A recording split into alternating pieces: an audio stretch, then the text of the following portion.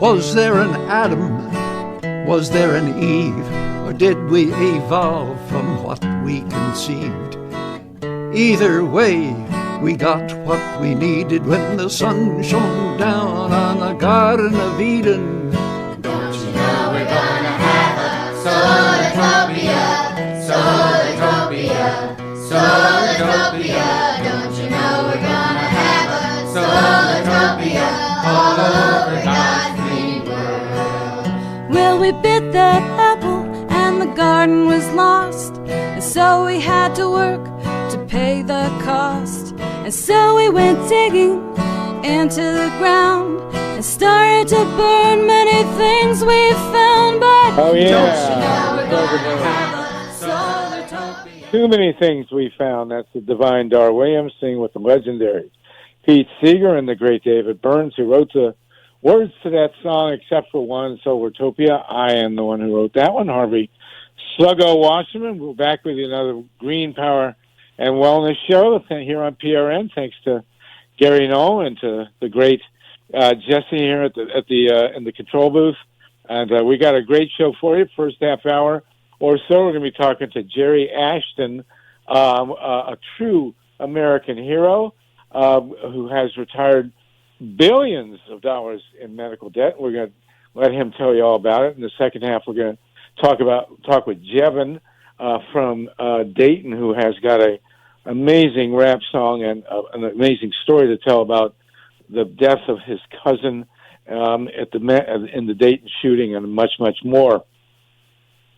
As we proceed through the impeachment hearings, one of the things that doesn't get discussed as much as it should is the crisis in healthcare, the need for Medicare for all, and the amazing work being done by Jerry Ashton and his co-conspirators to retire hundreds of millions of dollars in medical debt. One of the truly great success stories of our time.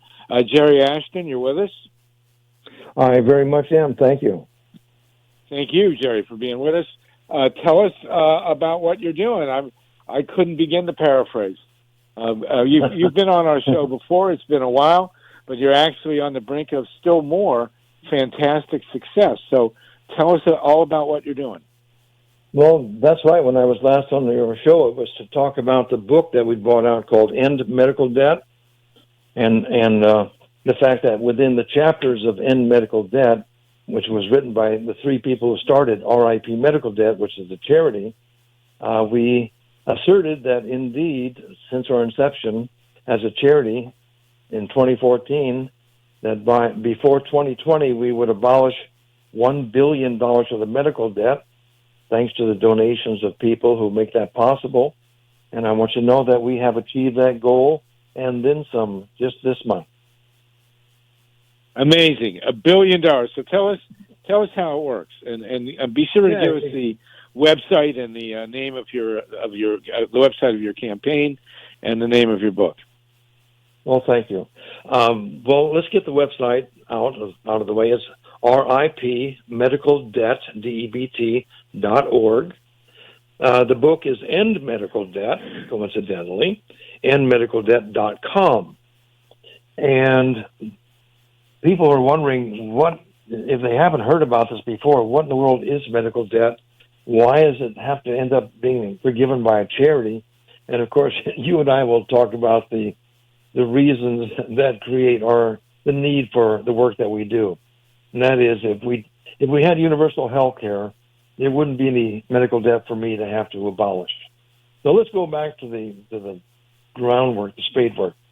First thing that can go wrong with anybody in the United States is to get sick or injured.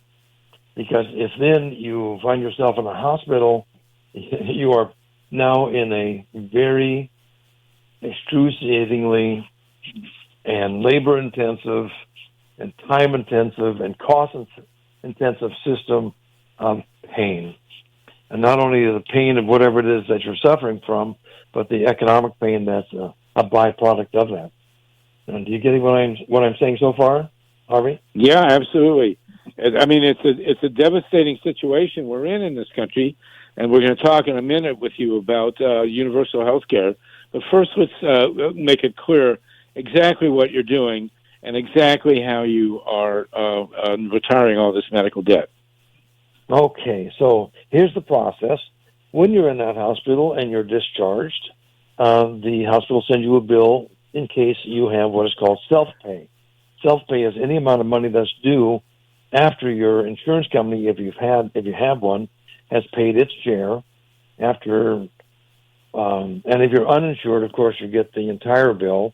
But that bill comes to you month 1, 2, 3, 4, and if you happen to fit into the category of too many of us Americans, where you are one of three things: either you're 2 times the poverty level or below, or you're insolvent, or you're in hardship. Well, guess what? You're not responding properly to the hospital's request for payment, and you end up being sent out to a collection agency on a contingent basis. Contingency means that if you owe $10,000 and a collection agency manages to get that out of you, they get a contingency rate of 25% or so. They would get $2,500, and the hospital would get the $10,000, and of course you would be out your $10,000. If the collection agency is not successful, because when there are enough bills on the kitchen table as it is, and you do have to feed kids and put tires on the car, then the agency, and sometimes as many as 2 or 3 agencies can be assigned to your account and fail, which means that those accounts are returned to the hospital, which is in a quandary. Would you like to know what that quandary is? Yeah, absolutely. What do I do next? So far they have 100% of nothing. But they do have one thing possible rather than writing it all off as a bad dream, and that is there's an industry called debt buyers. And debt buyers, you've heard of them. They'll get mortgages and put them together, collateralize them, sell them off. The same thing is done with medical debt and credit card debt and other forms of debt.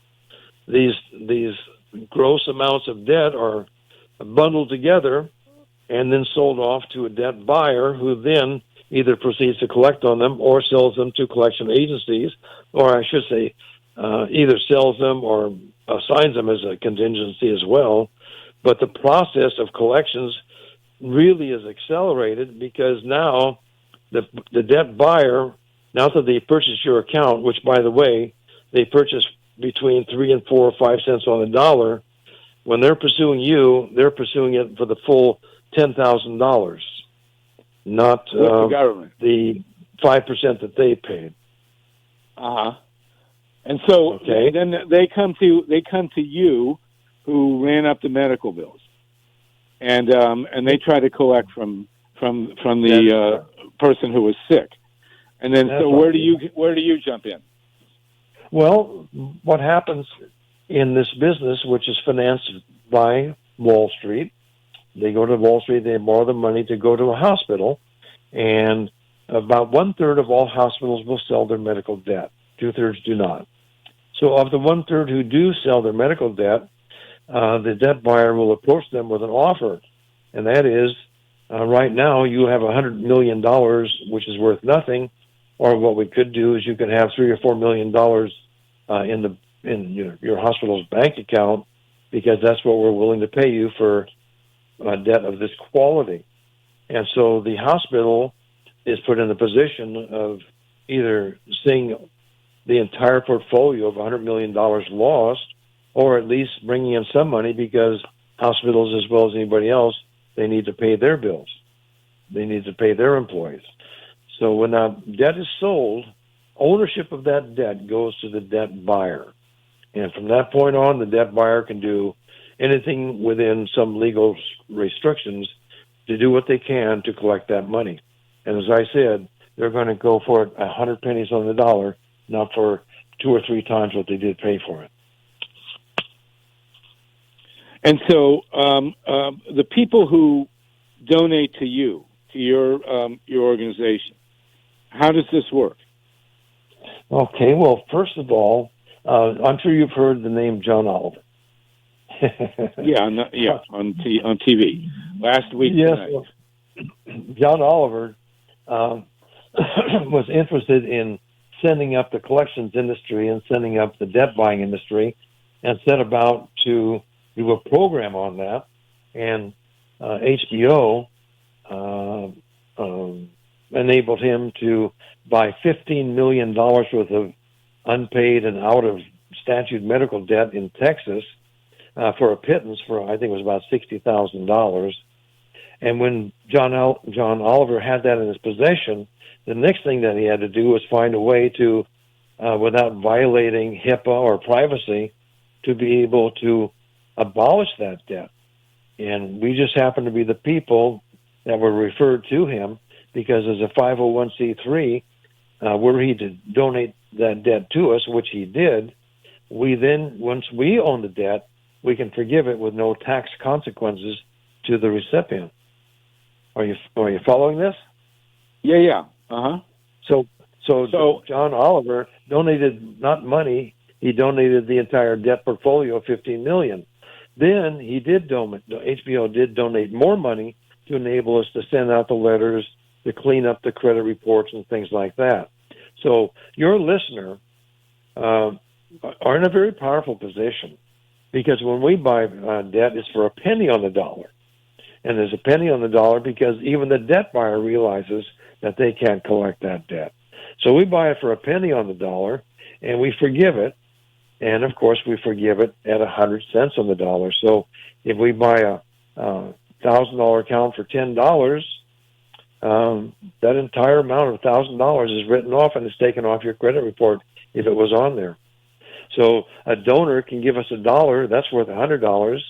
If someone wanted to abolish $1 million of medical debt, and a lot of people are doing campaigns that do exactly that, any idea of what you think that would cost them as a donation?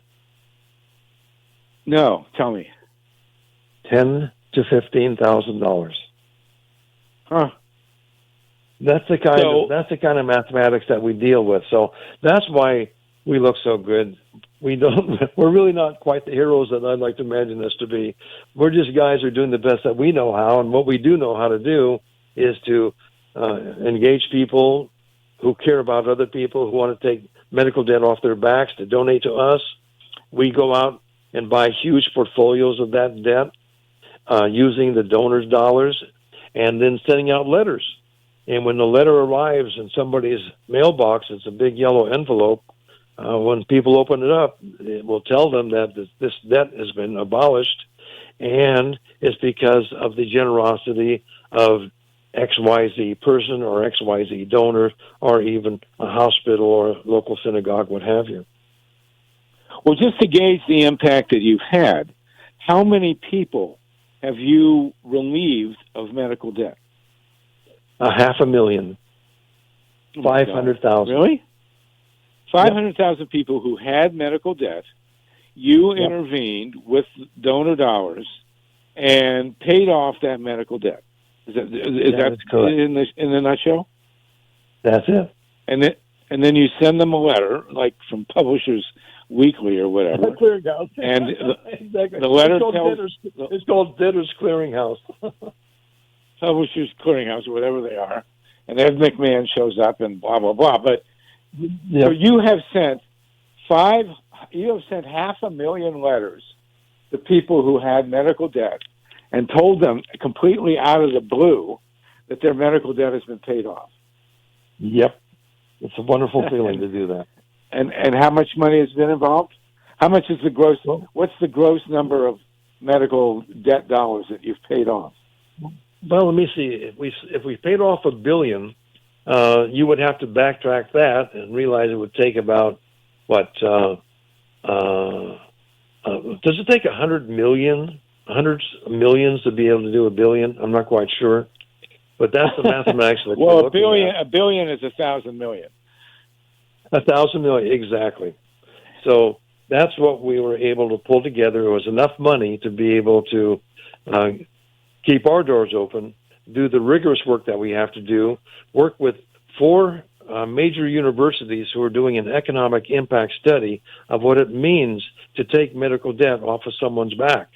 Now, I'm talking about UCLA, I'm talking about UC Berkeley, I'm talking about MIT, and I'm talking about the University of Chicago. And we work with them with data to supply them so they can do random controlled trials so that we are going to have evidence-based truth, evidence-based fact that medical debt is injurious to the health of not only the individual, but to society at large. Unbelievable. So now you are about to go on the Oprah Winfrey Show, is that right? Yes, we've been, actually there's a magazine called O, and we were contacted by the editors of O magazine, thanks to our excellent book promoter, I want you to know, Eileen Proctor, who we love and has been so helpful in getting the word out about us.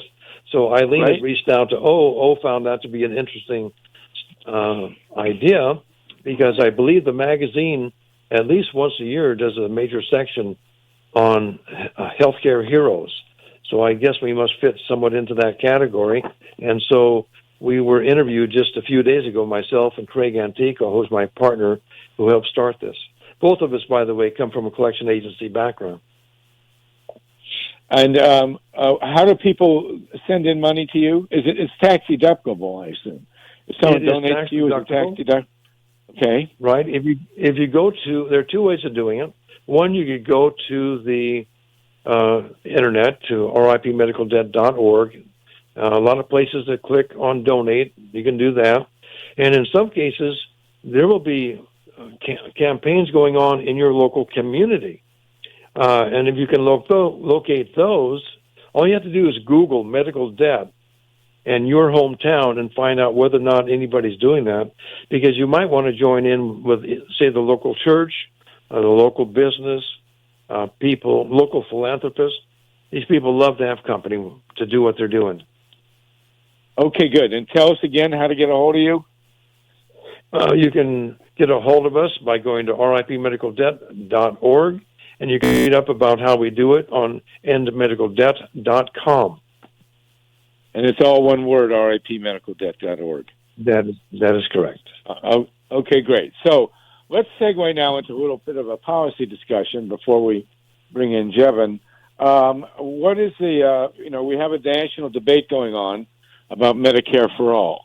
And now, how does your work fit in to the general discussion of Medicare for All? Well, let me put out the caveat first that I'm speaking now as a fellow citizen and not as an officer in RIP Medical Debt, because a charity really is in no position to try to put his thumb on the scale in a political conversation. So we don't lobby, and all our function is education.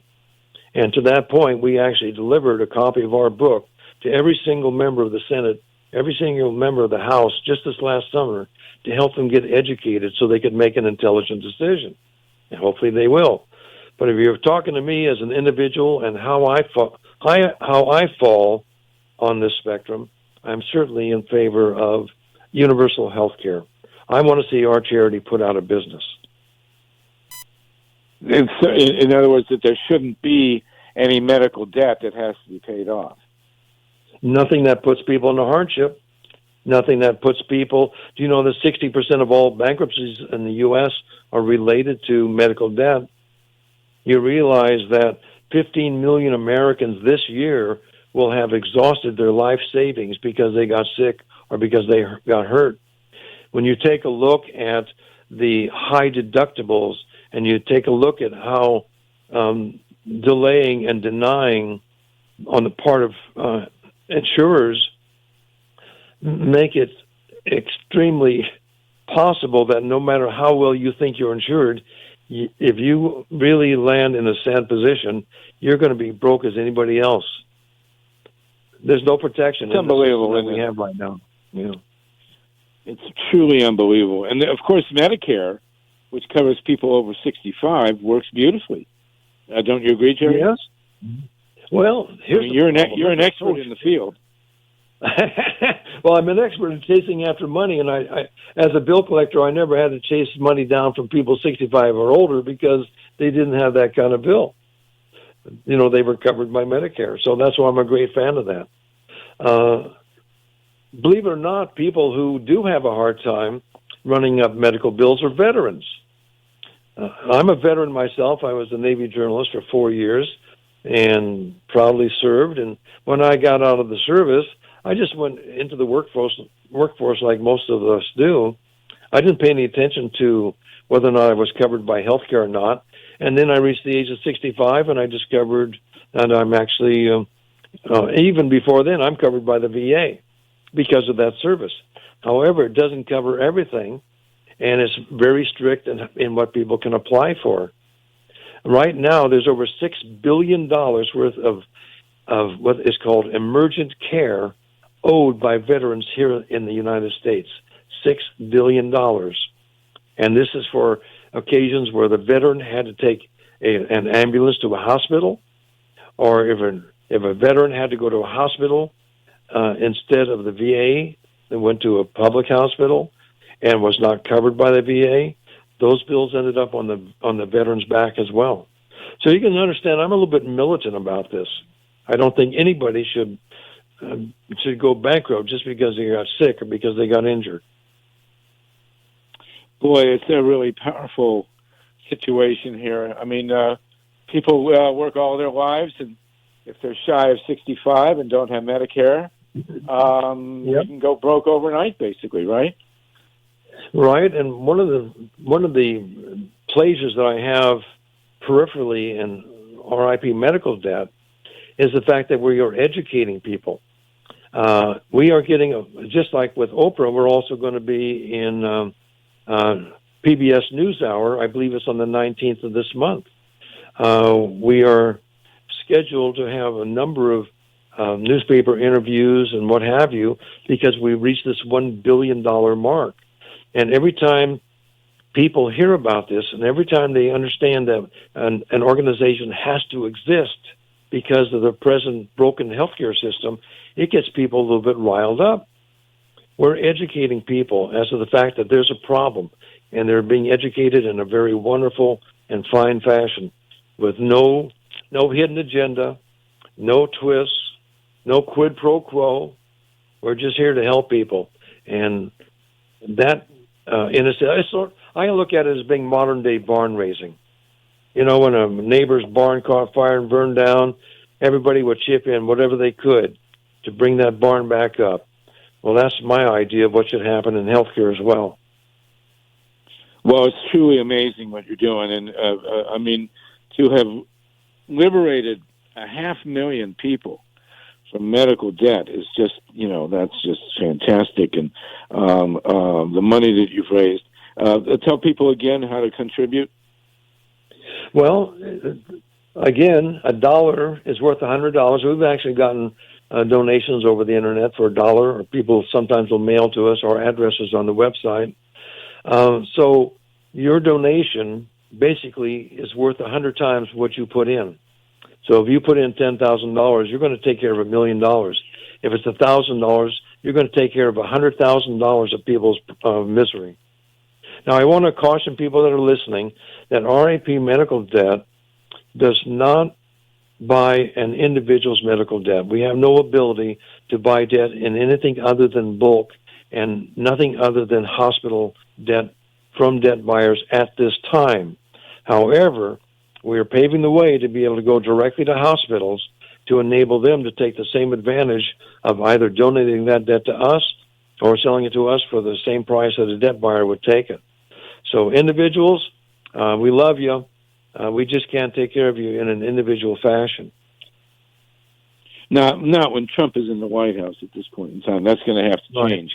Right. We're talking about Jerry Ashton. One other thing is that when we abolish that debt, it's not like we abolish every single dime owed by that individual, because it could be only the hospital debt, and they still have debt run up in other arenas. So it's only the debt that we have access to that we eliminate. But that in itself is one more burden that's off the back of somebody. It's one more bill that's not on the kitchen table. It's one less phone call from a bill collector. We're talking with Jerry Ashton about RIP Medical Debt, their organization, which is unlike any other organization I've ever encountered. They buy up medical debt, at a fraction of its face value, retire it, and have so far liberated 500,000 people, over $1 billion worth of medical debt. It's truly an astounding situation. So we do have, I guess, three major candidates pushing pretty hard for universal health care, Medicare for all. And that would be Bernie Sanders, of course, the great Bernie Sanders, who's done probably more to progressivize American politics than anyone else in the 21st century.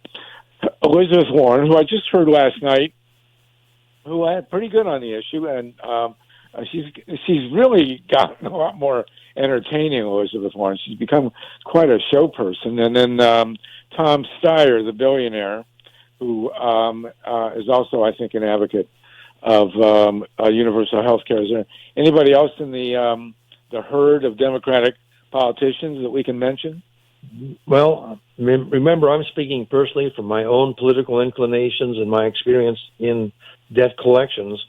And with this industry, which is causing so much pain, I would not trust any politician's plan that doesn't create universal access.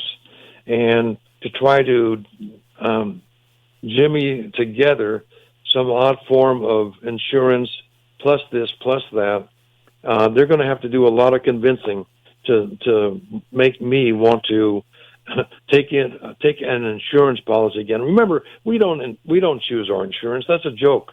Our company chooses our insurance. So these narrow networks where the insurance company decides exactly which doctor is going to fit into that or not, those things are insane. They're just insane. So what you're going to do is you're going to look at the politician, and you're going to watch what they do, not what they say. You're going to see who's donating to them. Who are the lobbyists that are putting money in their pocket? And why are the lobbyists putting money into somebody's pocket?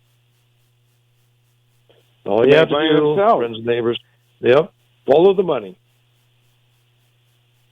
Yeah, follow the money, exactly. And these big insurance companies that make so much money on our backs, it's just really pathetic. And I'm glad that you're doing something to alleviate the situation.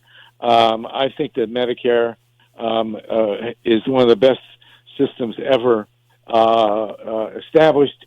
You know, the right wing hates it because A, it cuts into corporate profits, and B, it shows that the government, the public, the community through the government can actually really change people's lives for the better. It's a very, very big deal, and that's what you, Jerry Ashton, have been doing. So I just hope that at some point we put you out of business, and that people don't have medical debt. The sooner the better. That would be a great thing. I'll tell you, my mother's mantra, my mother lived to be 76, and she was healthy most of her life, but the last 2 years, she and my dad had a lot of medical problems. They probably ran up $1 million in medical bills, but they had Medicare. And my mother woke up every morning and said, thank God for Medicare, because Medicare kept her alive. If it hadn't been for Medicare... I'm always amused by the news reports of people who are living in the red states or people who are inclined to be anti-socialism, who also in the same breath will say, don't you dare touch my Medicare. Right.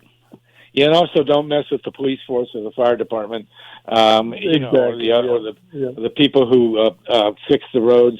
People who hate socialism are the first ones to complain about potholes and pot, for that matter. So, this is an issue that we're really going to have to push, folks. We really got to get Medicare for all. In the meantime, Jerry Ashton's RIPmedicaldebt.org. Go there, make a contribution if you like, and you will be lifting the burden of medical debt off of your neighbor and your friend, and maybe even yourself. It's truly an astonishing phenomenon. Jerry, it's really been a pleasure having you on. I've had you on before. You're a great guest. And when is your Oprah appearance? Well, we believe that the magazine is going to be published in the spring of 2020. And we're also, speaking of which, the wonderful year 2020, think of the symbolism. What if we had 2020 vision of what healthcare was really all about. That it wasn't profit-oriented, it was people-oriented. That's what I would call a lack of myopia or astigmatism. There you go. Or the positive side, it's farsightedness, which God knows we need more of in this country. More of that. The ability to see the future and to see the common good as it has to be served. Well, it's a privilege and an honor to talk to you, Jerry Ashton, and keep in touch with us. And we hope to see you on Oprah. Maybe she'll donate a bunch of automobiles that you can cash in and use to pay off people's medical debt. And thank you, Eileen Proctor, for getting you on the show again. I'm always glad to have you on, and we'll continue to follow your progress. What in 2020? What is your estimate? How much money do you think you'll raise, and how much medical debt do you think you'll retire? Well, here's the joyful thing. The first billion is always the toughest. So we feel that. Yeah, I found that in my case too. You know the same problem, right? I've had that in my own life. Right. We feel the next most obvious thing to do if we've reached this $1 billion mark, we can always get another billion. That's a good idea. But I think 1 million served. I'd like to take care of another 500,000 people in 2020. Well, that would be great. That would be great, and I hope they all vote for candidates that support Medicare for all.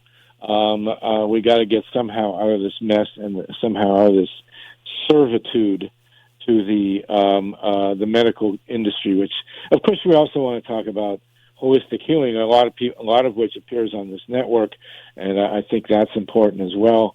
But in the interim, let's keep at this. Jerry Ashton, you get the final word here. Well, my final word is only vote for those people who are voting up for you, not for the people who are lobbying them. All right. With that, we're going to sign off. Jevin, have you called in yet? Jevin, are you on the line with us? We've not yet heard from Jevin. Jerry Ashton, thank you so much, man. My pleasure. Thanks so much. Bye-bye. All right, keep in touch. All right, we're waiting for Jevin to call in.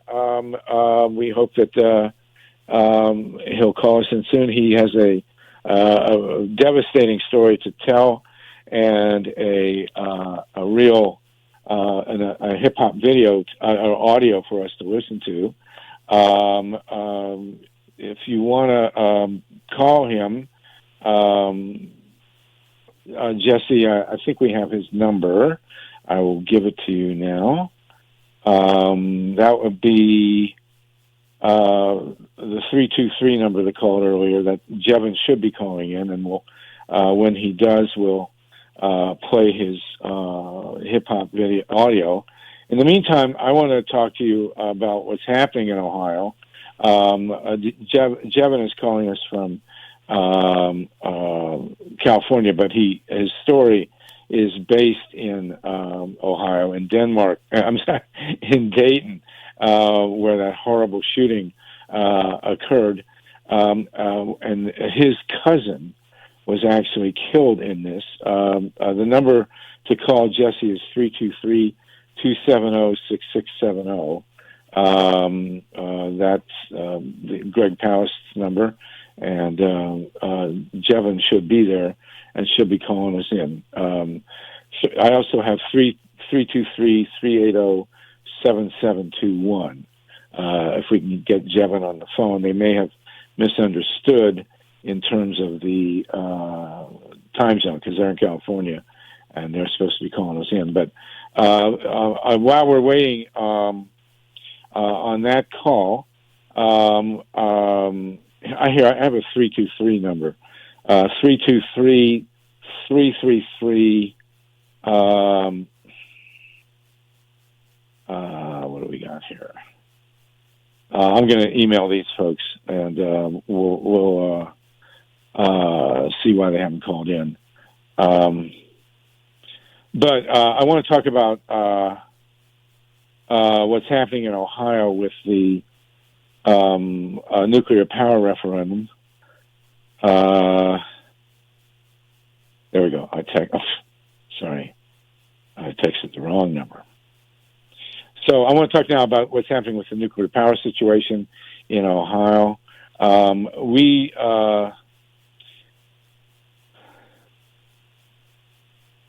on.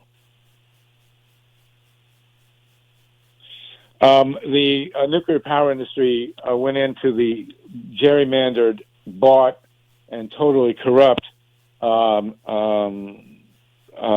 state legislature and got themselves a bailout.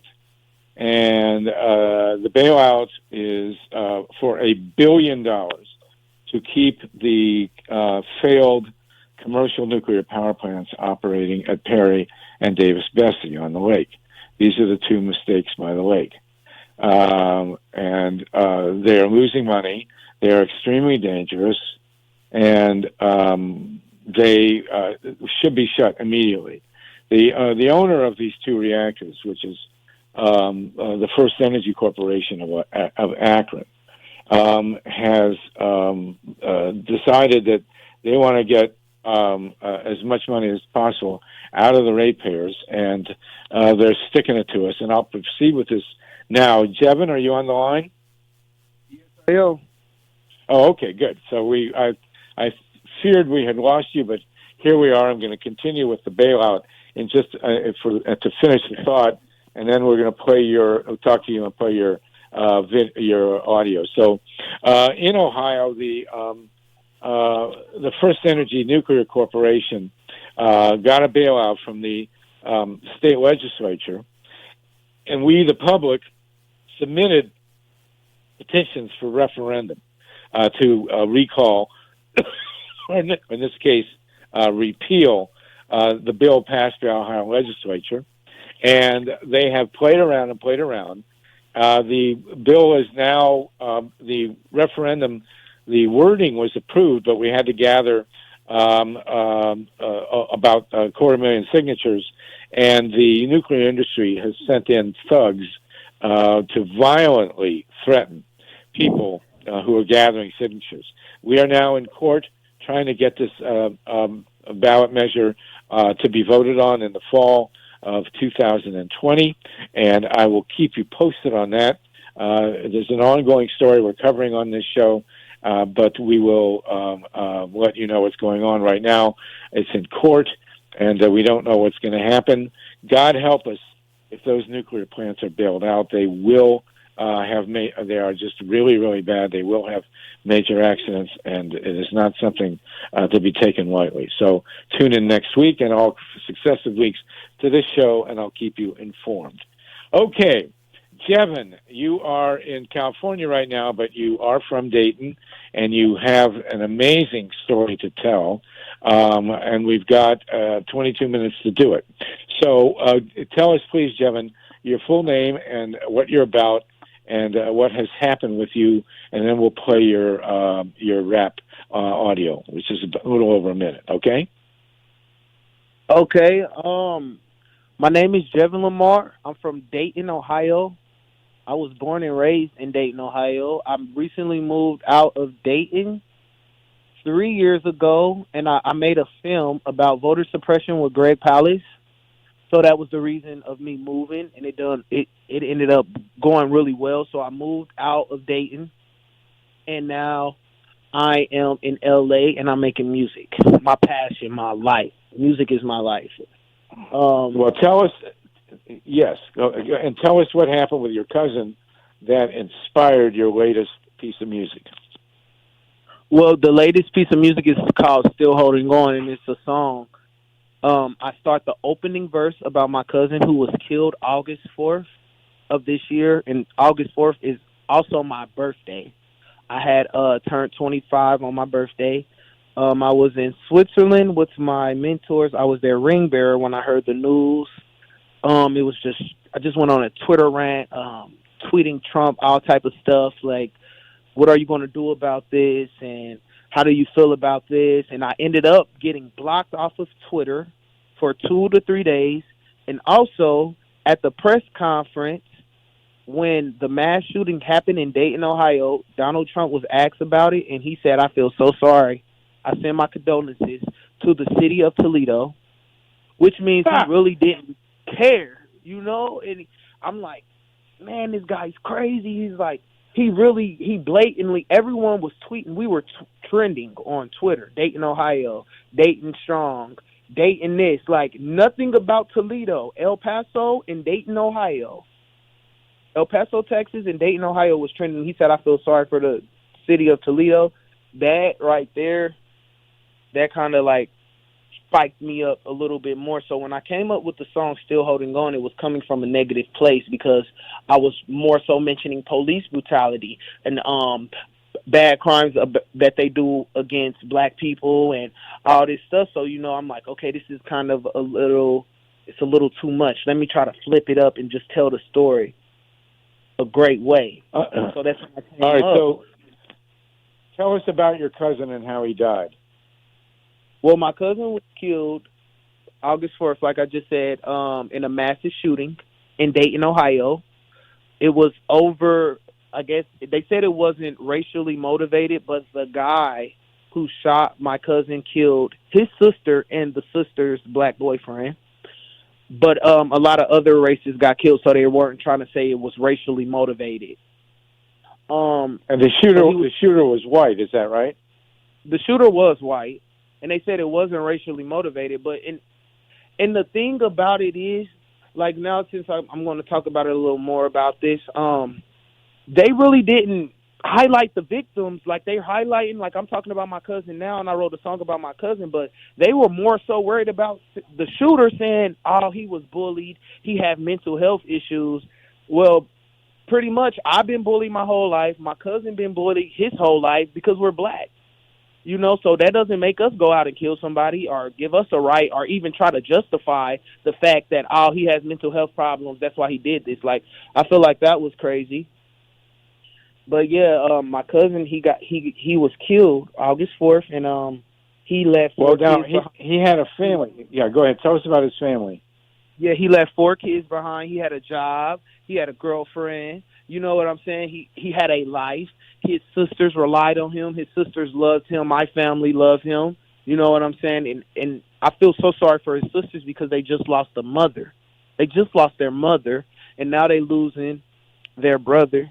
So I just want to I just can't not stop talking about my cousin, you know. It's pretty. What was his name? What was your cousin's name? What was your cousin's name? TJ Thomas McNicholas. And how old was he? He was 25. He just turned 26 this year in September. God, that's awful. All right, let's play. Jesse in the studio. Can we play Jevin's rap song here? We had it sent in. In a second mass shooting in less than 24 hours. This investigating. It happened in Dayton, Ohio. My cousin TJ was killed on my B-day. He was 25, I just turned 25. Never thought in my mind he would be the one to die in a massive shooting in the town of mine. He got 4 kids, need how that cut deep, huh? He can't work in the morning, he can't feed them. He got a wife at home, she can't see him. He got sisters, bro, they really need him. On top of that, his kids wanna see him. Bones depict this world is sick. Mental health and entitlement, devil supremacists. It led to this. Together we stand, divided we fall. We should throw hands before we bear arms. For all the victims, I'm crushed by your loss. Even though you're gone, we still holding on. No matter where you go, I'ma keep holding on. Standing in the rain, we gon' get through the storm. Yes, the tide close, it might hit the coast. I'll be by your side, we still holding on. Yeah, we still holding on. In your brown eyes, I can see hope. Man, the world cold, it's hard to cope.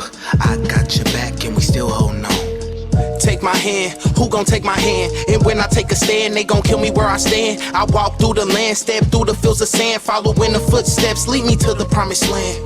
Heal the world, words is not enough. I'm fighting for the ones not standing up, that can't speak up. It's hard enough that they indulge in killing us. No matter where you go, I'ma keep holding on. Standing in the rain, we gon' get through the storm. Yes, the tide close, it might hit the coast. I'll be by your side, we still holding on. Yeah, we still holding on. In your brown eyes, I can see hope. Man, the world cold, it's hard to cope. I got your back and we still holding on. Yeah, we still holding on. Standing in the rain, we gon' get through the storm. Yes, the tide close, it might hit the coast. I'll be by your side, we still holding on. Yeah, yeah, we still holding on. In your brown eyes, I can see hope. Man, the world cold, it's hard to cope. I got your back, we still holding on.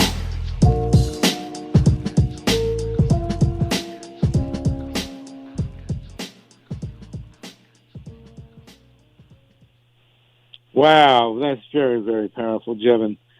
Tell us, now you've been touring with that song, right? Tell us what you've been doing. Yes, I have. That song is called Still Holding On, Jevin Lamar, on all streaming services, Spotify, Tidal, Apple, YouTube. The video's out, and it's on my debut EP, Street Orphan. I just came back from Dayton, Ohio, and I did a couple shows out there, a couple interviews. I also raised money for the teen homeless shelter that I used to stay in called Daybreak.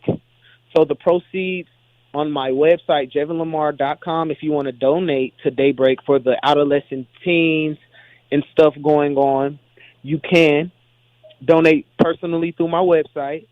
And I just had a big show there in Dayton, Ohio, December 2nd, and it's going to premiere next year on CBS. It was pretty nice. I got to talk to all the kids in the homeless shelter and tell them how I got out of the patterns and how I broke chains in my family and how I grew as a person and how I took the experience that I got from being in a homeless shelter. I took that experience and flipped my environment and changed my life from that and set goals for myself. So I had a couple other friends join me, my friend Stacy and my friend Michael, and we were talking about our experience at Daybreak, just uplifting the kids in the shelter. And it was pretty nice. I felt really good doing that because I feel like I actually had purpose. I feel like I'm living my purpose now because all these kids were abused. They were beaten. They were raped. They're just forgotten about. And I was that kid before, So it feels really good to help these kids out and help them grow. Amazing. So how many cities have you been to with this? Well, we did Ohio. We were on every news station in Ohio. We were in Cleveland. We're on Dayton, and we're in Cincinnati. We did ABC. So now we're just going to keep the movement going. I'm about to probably throw a little show out here for myself, to keep pushing the music because all the songs are great songs and it's all about where I come from. My EP, Street Orphan, is so Dayton, Ohio. Even though the song about my cousin, Still Holding On, that's more upliftful. It goes into being uplifting, but I also talk about the hardships and the struggles that I faced and my family have faced on my EP. It's 6 tracks. It's about 14 minutes long. It's not too long. You really don't have to skip any track on there. So how do people find it? Where do you get it? I assume it's online somewhere. It's everywhere. It's on Spotify. It's on Tidal. It's on Apple, Amazon. And what's the link? Give us the link, or how do we get the link?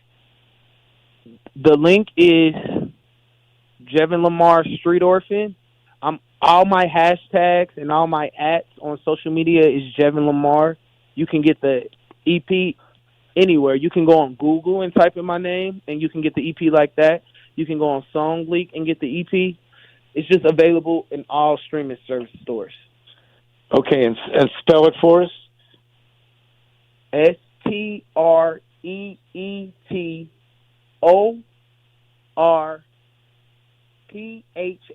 Street Orphan. And your name? Jevin, JevinLamar, Jevin Lamar. Okay, so Jevin, tell us your story, your own personal story. You have an amazing background. Tell us about your upbringing and what brought you to where you are now. Well, my upbringing wasn't the best. I grew up, we were pretty much like, it wasn't no starving. Like, we ate.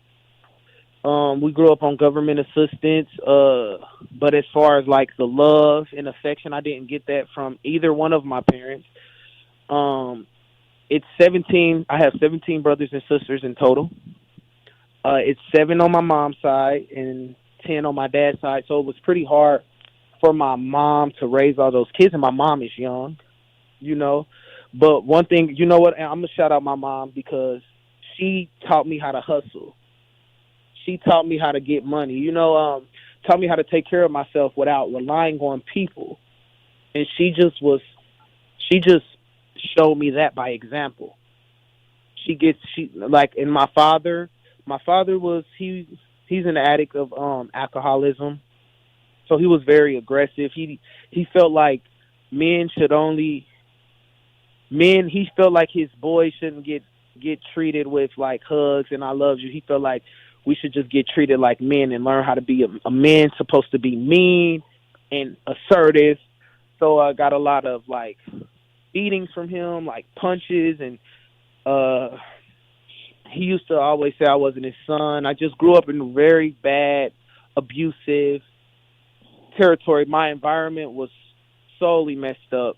My dad had 7 kids by the time he was 21, so I be trying to be a little bit, you know, understanding because, you know, I'm 25 and I have no kids. I couldn't picture having 7 kids right now, you know.